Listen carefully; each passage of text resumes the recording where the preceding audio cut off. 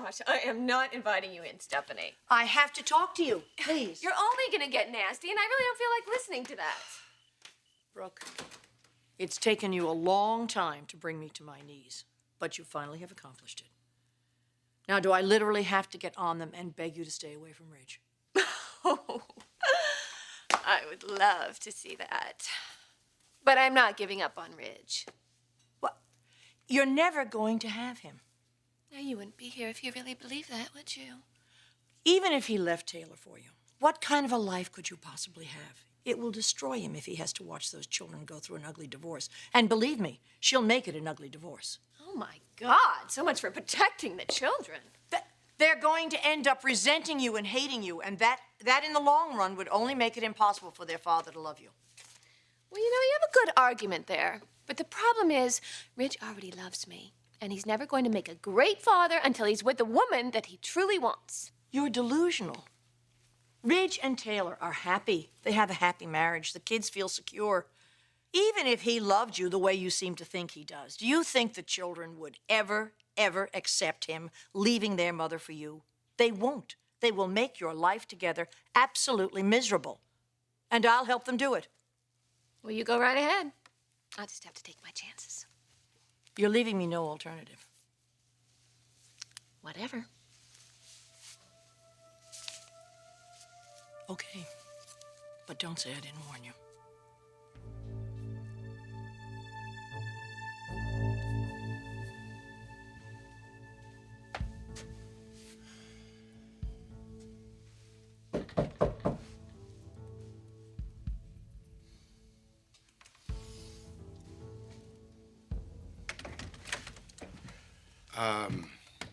Mr. Moroni? Hello, Mr. Logan. Please, come in. You said this was, about my daughter, Brooke. It is, indeed. May I offer you some refreshments, a drink, perhaps? No, thank you. No, I haven't told anybody you called, not even my wife. Very good. So, what is it, sir? What do you want with me? What do you want with my daughter? Relax, Mr. Logan. I am not a threat. You call me in Paris, tell me to meet you in Los Angeles about Brooke, that I'm not to tell anyone, that I better show up or else. I beg to differ with you, Mr. Moroni. You definitely are a threat. Now, what do you want? I am the answer to all your prayers. You are, huh? Mm-hmm. Your debts, your sickly mother. I am here to make all those problems disappear. And, in the process, make you a very wealthy man.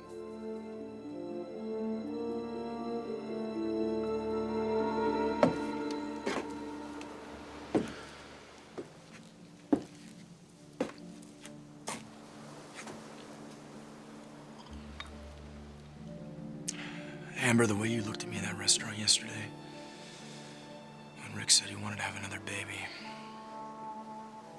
I just see the desperation in your eyes.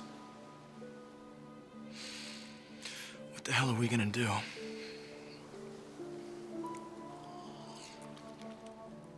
What the hell are we gonna do?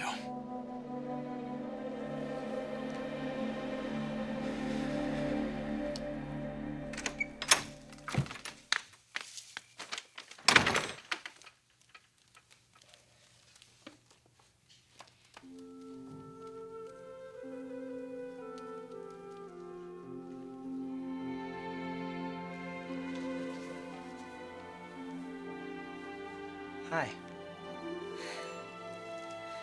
Oh, wow. You like? It's cool. It's cool. Where's Eric? He's staying with Helen tonight.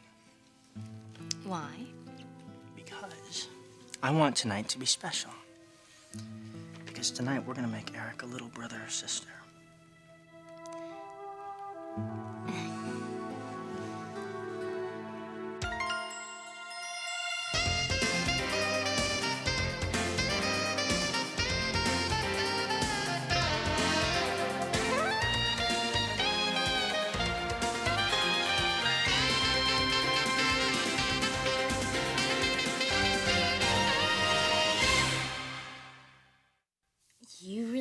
divorce? It would be good for Eric. Yeah, you said that before. But what about what's good for Rick and Amber? You mean because I'm still in school? Rick, you barely have enough time to spend with Eric. I cut back on my schedule. So you've been thinking about this. Amber, I think about it every time I look at you and Eric together. You're an extraordinary mother. Eric is the luckiest boy in the world, and I would just love to make another child just as lucky as he is. You know, I never thought of myself as an extraordinary mother. I didn't have much of a role model. Maybe that's why you're so good at it. You know exactly what you don't want to do. You know, I was alone a lot when I was a kid. Well, my mom was out working the bars. I would just sit up and wait. Just wait to hear that car door. Then I'd hear it, but it'd be the middle of the night. And then I'd hear another car door. And it'd be some guy she brought home. And they'd both be drunk. So me, I would just hide. And I'd just pretend to be asleep. I look back at that little girl, Rick, and I feel so sorry for her. And my heart breaks for her.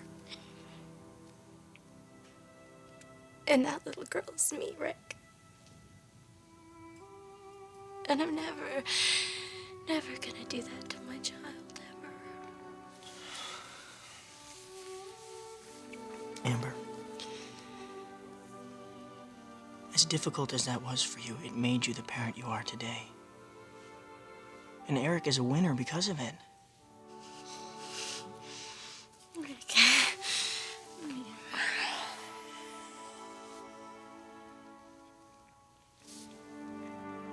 I don't know. Hang on, okay? Hello? Rick, it's Deacon. Can I speak with Amber? She's busy, Deacon. Look, it'll just take a second. I just want to set up a visit with a boy. I told you, Deacon, she's busy. Call back tomorrow. God, that guy has timing. Yeah.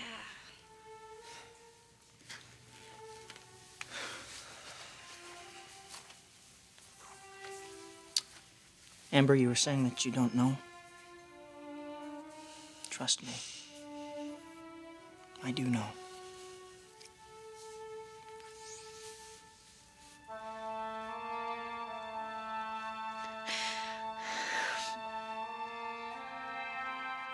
What's going on here?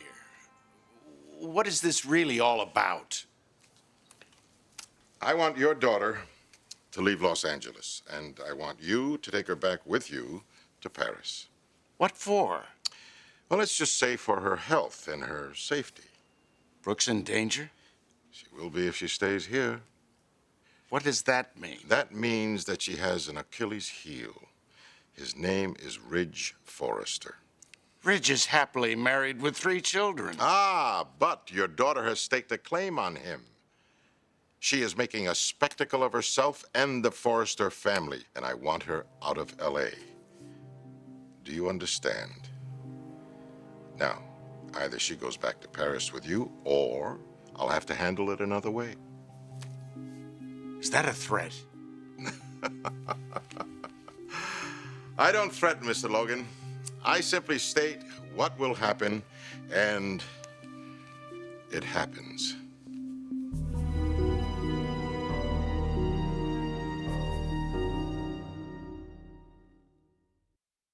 You've hired a hitman, right? I wouldn't put it past you. You're willing to sacrifice his marriage for no real gain, aren't you? He'll never be the husband that you want. I am ways of motivating Ridge. I've done it many times before. Oh, I'm sure you're going to try and seduce him. But he's not going to give in. He's committed to this marriage and to the children. The children are young. They will survive. Of course they'll survive. Children have that capacity. But their hearts will harden toward you. And nothing but bitterness and resentment is what they'll show you every time you're with their father. Will you listen to yourself? You no longer argue that Ridge doesn't love me because you know he does. And now you're just dragging the children into this. I'm dragging the children into this? You are willing to drag them through an ugly divorce? You're willing to put them through hell? I mean, is that what you really want? There we go. The Stephanie that we all know and love, ranting and raving. Gosh, I can't believe I used to fight for your respect. What a naive little girl I was. But you know what? I don't want it anymore, Stephanie. I don't need it.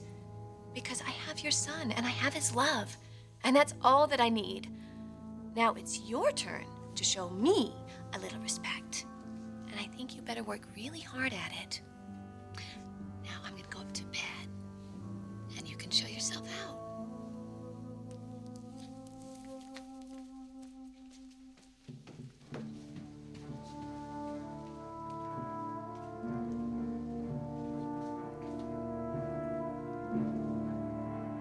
Don't you think we should wait a few months to see how your school term's going? Amber, I told you, I designed my entire school year around having another child. I mean, all my classes are electives. It's a piece of cake. You, on the other hand, have the hard job of carrying our little boy or girl right inside here. Our baby, Amber. Our baby. Tonight's the night. I can feel it.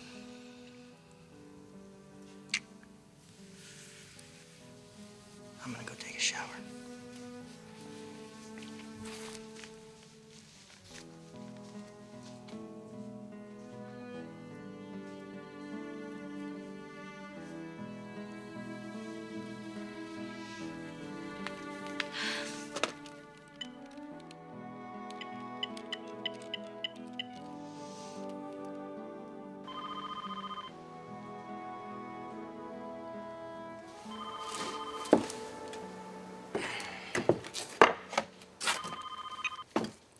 Yeah. Deacon, why'd you call? I told you I'd bring Eric over tomorrow. Amber, I didn't call for little D. But you said... Amber, what the hell are you gonna do? I mean, we know what Rick wants, but what do you want? Rick and I are gonna try to make a baby tonight. Amber, are you ready for this? I am... I don't know. Then you're not ready for this. You've got to tell Rick, all right? Deacon, this is between me and my husband. I'm sorry. I know. I'm not trying to tell you what to do with your life. Amber, if you get pregnant, then baby, you're never gonna leave Rick. I gotta tell you the truth. The thought of you and Rick having a baby together, it eats at me inside. I mean, just think about this, baby. It is such a big step. Yeah, I know. So is there anything else you want to tell me? Yeah, there is. I can't. I can't say it. Good night.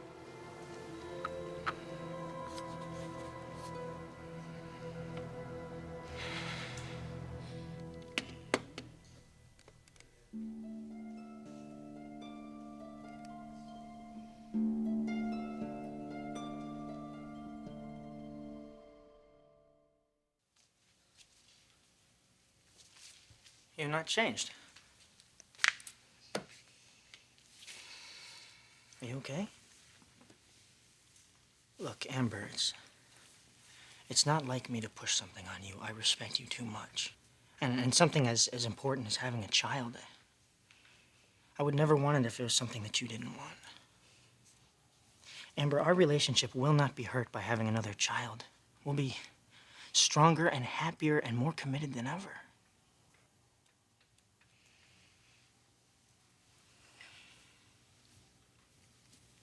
I should feel so secure with a man like you. You're safe with me, Amber. You will always be safe with me.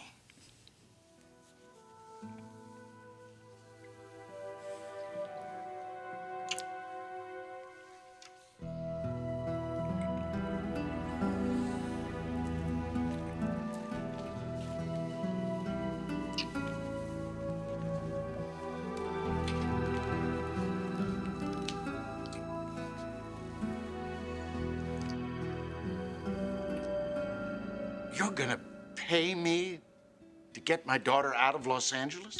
I am going to pay you to do what is best for your daughter and your family. Here, let's take a look at this, all right? Okay, Spencer Publications. Decent salary, but not nearly enough to cover your expenses. My mother's been ill. And you've had some health problems of your own. An irregular heartbeat. I'm taking medication. Right, and your health plan hardly covers the expenses. We're getting by, Mr. Maroney. Barely. Look, I don't know how much money you're talking about here, but I'm sure it's not enough to cover my debts. I'm a proud man, but if I really needed the money, Brooke would be more than happy. $5 million. $5 million? American. You would pay me $5 million to relocate my daughter? Forrester Creations has an office in Paris. She could work there. No strings. This isn't a loan. No strings, Mr. Logan. It would all be yours as long as Brooke remained in Paris. No, I can't manipulate my daughter's life like that. Besides, how would I get her to move from L.A., especially if Ridge is here? This heart problem of yours, what if it took a turn for the worse? Are you suggesting that I fabricate a health problem? Lie to my daughter? To my wife? What I am suggesting, Mr. Logan, is that you are going to have a whole new life with more money than you ever dreamt of. And a united family, away from Ridge Forrester and away from your daughter's unhealthy obsession. Now, that doesn't appeal to you. How could it not? You have nothing to lose and everything to gain. And I'm not exaggerating when I say to you that you'll be saving your daughter's life as well.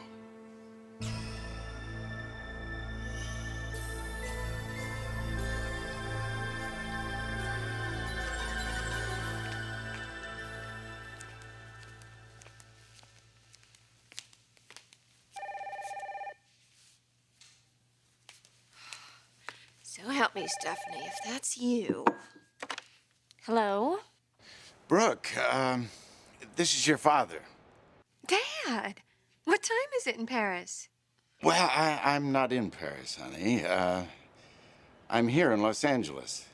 You're here. Is Mom with you? No, I'm alone. You sound serious. What's going on? Well,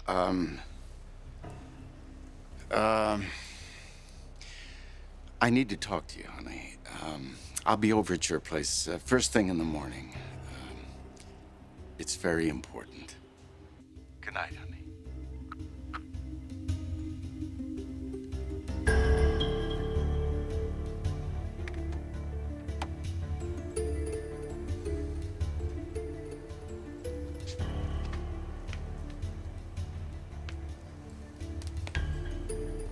Very good. Very good, Stephen.